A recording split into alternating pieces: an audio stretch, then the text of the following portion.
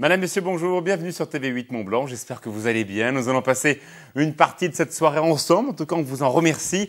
Aujourd'hui, mercredi, voilà, c'est le jour du cinéma, donc nous allons parler de films sur notre antenne, avec un film documentaire présenté par Christian Lelon dans quelques instants, Amour, sexe et mobilette, et nous irons également à la Turbine pour deux festivals, festival du cinéma italien qui commencera dans quelques temps, et puis également les 7e rencontres du cinéma slovaque et de l'Europe centrale. Mais auparavant, c'est vrai qu'un bouquin nous a marqué cette semaine. Patrick Jagot, bonjour. Il vous est arrivé une aventure qui arrive à beaucoup de monde. C'est celui de vivre dans une grande multinationale, salarié d'une grosse boîte, comme on dit. Ça se passe pas si bien. Et c'est vrai que l'actualité de cette semaine, notamment ce qui s'est passé au sein de France Télécom, nous a posé quelques questions. Peut-on aujourd'hui, alors qu'on nous parle tout le temps de réduction de temps de travail, on nous parle des 35 heures, je crois, j'ai même lu que la ville de Lyon était la ville dans laquelle on travaillait le moins en Europe, 1500 et quelques heures, je crois, par mois, au lieu de 1800 à Genève et plus de 2200 à New York. Donc en France, finalement, travailler, c'est pas si mal, y compris dans les grandes boîtes. Eh bien, écoutez, c'est vraiment très bien, mais sauf que pour moi, donc ce travail a duré pendant 21 ans et j'ai l'habitude de dire que j'ai purgé une peine de travaux forcés de 21 ans. Alors ce que vous dites, qui effectivement, pour moi, vous comparez votre travail à... Mais oui, alors... le temps de la souffrance. Donc ça a été extrêmement douloureux. Pourquoi? Parce que dans ces sociétés, j'étais soumis à des forts niveaux de stress. J'étais soumis éventuellement à des problèmes de harcèlement moral. Et en fait, au terme de ces 21 ans, il est arrivé un moment où j'ai souhaité en sortir. C'est ce que j'ai fait donc à la fin des années 2001. Alors expliquez-nous, à nous, salariés d'une petite PME, où on n'est pas nombreux, à 8 Mont-Blanc, on est 20. Alors effectivement, on n'a pas de pression, mais on n'a pas de moyens. On n'a pas de sous, donc on se remplace les uns les autres. Et puis finalement, on s'en sort assez bien parce que tout le monde aide tout le monde. Et c'est un peu comme ça qu'on arrive à s'en sortir. Mais on rêve aussi d'avoir les moyens d'une grande multinationale où on imagine que vous avez peut-être des beaux bureaux, des jolis ordinateurs, des jolies voitures, tout ça. Non, vous n'avez pas tout ça? Mais ce que vous avez à TV8 Mont-Blanc et que n'ont pas les gens qui travaillent dans ces grosses sociétés, c'est du sens. C'est-à-dire que vous faites un travail qui vous plaît. Oui, ça c'est cette chance-là. Ce travail-là, lorsque vous levez le matin, eh bien, vous avez envie d'y aller et vous avez envie de retrouver vos collègues, vos camarades. Et ces camarades, ce sont des amis. Et Mais avez-vous eu un jour l'envie de dire, tiens, voilà, je travaille dans une grosse boîte. C'est sûr, vous avez travaillé dans des très très grosses boîtes avec des vraies étiquettes, comme on dit, quand même des moyens derrière. J'imagine que dans les grandes boîtes qui vous ont employé, vous aviez les moyens de vos ambitions, non? En dehors du rapport humain, on va en parler, bien sûr. Alors, je dois bien préciser une chose, tout n'est pas négatif, c'est-à-dire qu'il ne faut pas non plus stigmatiser. Donc, j'ai travaillé dans des sociétés multinationales américaines, et dans ces sociétés-là, nos Américains qui sont comme tous les peuples ont des qualités et des défauts, et parmi leurs qualités, ces gens-là savent reconnaître le travail bien fait. Et donc ça, c'est quelque chose que j'ai beaucoup apprécié. Moyennant quoi... La prime au leader, le management par le haut, on montre ce qui marche, on essaie d'inculquer la culture du résultat. La culture du résultat, et quand on fait son travail correctement, quand on le fait avec conscience professionnelle et quand on obtient des résultats, eh bien, on en tire des bénéfices. Et ces bénéfices, je les ai retirés, je les ai appréciés, et donc je ne cracherai certainement pas dans la soupe, et je les ai appréciés. Donc tout va bien? Tout va bien, sauf la question du sens. Et donc, quand vous travaillez quand vous êtes dans un poste pour lequel vous n'avez pas forcément beaucoup d'affinité, se pose toujours cette question du sens. Donc, il se trouve qu'au cours de ma vie, je n'ai pas toujours décidé de ce que devaient être les orientations, et je suis arrivé un peu dans ces entreprises, un peu par hasard. Et ça n'est que très longtemps après avoir conduit ce travail de rédaction qui m'aura pris 7 ans.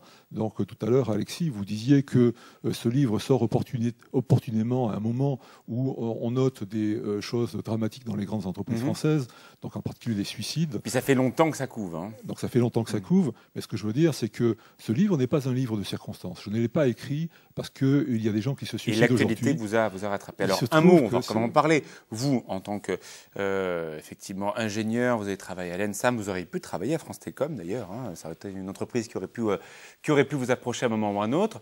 Quel regard portez-vous sur ce qu'on voit actuellement dans les journaux, cette série de suicides qui est en tout cas assez incroyable. Et on l'a vu, un patron un peu paumé qui répond à des actionnaires, qui ne répond pas aux salariés, qui semble ne pas écouter ce malaise absolument incroyable. Et c'est ce que vous dites, hein, c'est-à-dire culture du résultat, pression sociale, harcèlement des uns contre les autres. Et finalement, il n'y a pas beaucoup de raisons, mais une grande raison qui est un mal-être dans l'entreprise.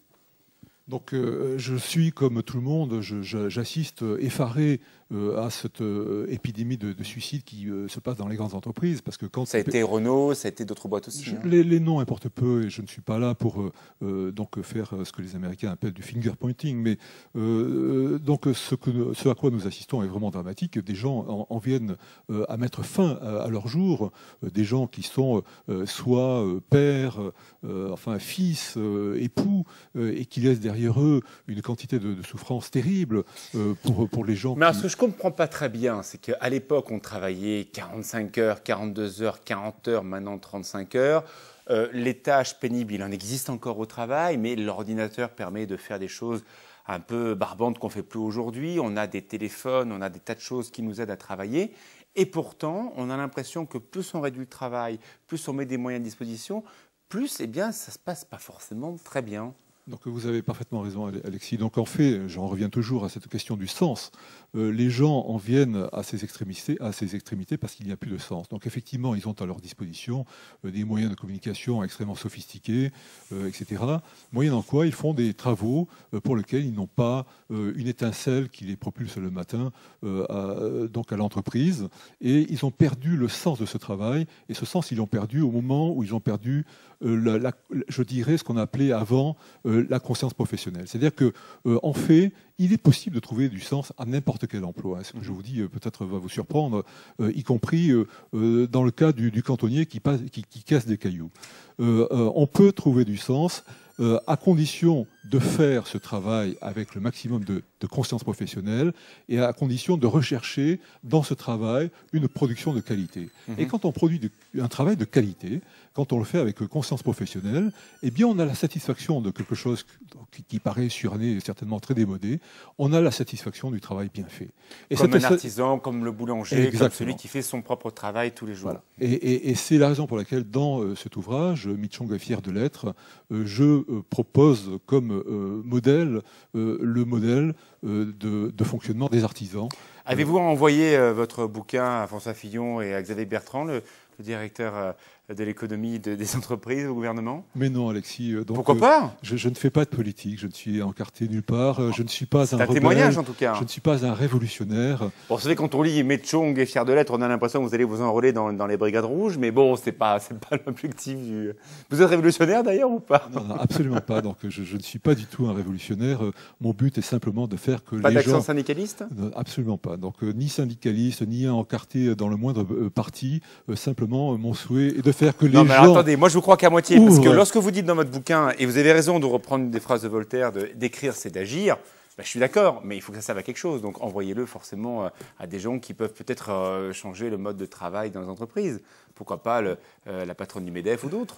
Mon propos est de dire simplement que nous avons... Vous n'osez pas? Non, c'est absolument pas oser. C'est simplement dire que nous sommes tous à la tête d'un pouvoir qui est notre pouvoir personnel, notre pouvoir autonome. Et mon propos, c'est de rendre les gens autonomes et d'essayer de régler leurs problèmes par eux-mêmes. Donc, d'une part, on peut trouver du sens à un travail qui n'en a pas. Oui, mais le problème, c'est qu'aujourd'hui, en France, on le sait, le nombre de personnes syndiquées est très faible. Ça ne s'arrange pas, alors que dans d'autres pays, effectivement, il y a des grandes centrales syndicales où les choses ont l'air de se gérer, pas forcément mieux, mais en tout cas, on ne parle pas actuellement de suicide dans ces grandes entreprises.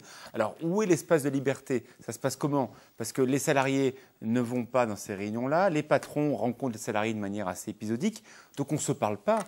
On ne se parle pas, ça c'est clair, et pourtant, vous l'avez noté tout à l'heure, on a les moyens de communication les plus sophistiqués, mais en réalité, le problème, c'est un problème de fond, c'est un problème de sens. Savez-vous, Alexis, que 75% des jeunes qui sortent de l'école avec un diplôme exercent ultérieurement un métier qui n'a aucun rapport avec ce qu'ils ont appris à l'école. Et le problème, il est là. Ça vous gêne, ça ?